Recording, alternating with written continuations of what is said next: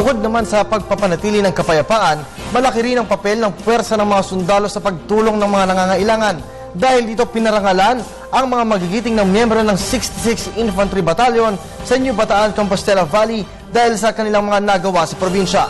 Narito ang report ni Eddie Arellano mula sa PTV Davao.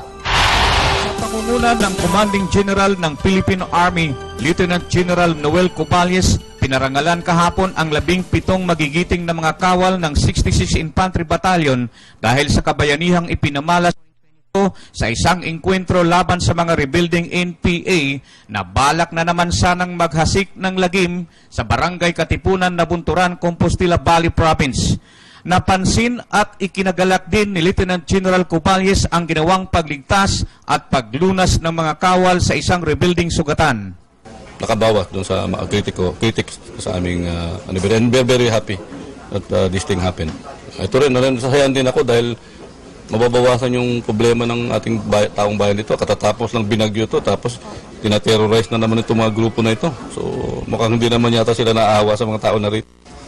So very happy kami na nawalan tayo ng kunting problema. I know that some of them are still there, but hopefully this will serve a lesson to them. Sa panig naman ng 10 Infantry Aguila Division, sinabi ni Major General Ariel Bernardo na matagumpay talaga ang IPSP Bayanihan sa mga kampanya laban sa mga rebuilding NPA.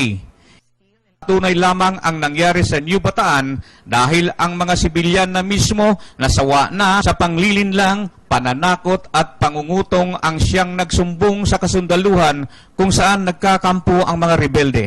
Yeah, because we believe that the key to sustainable peace is development, sustainable development. Kaya ang ginagawa namin yan through that Oplan Bayanihan, yung Convergence for Peace and Development. We push development to the countryside, particularly mga conflict-affected areas.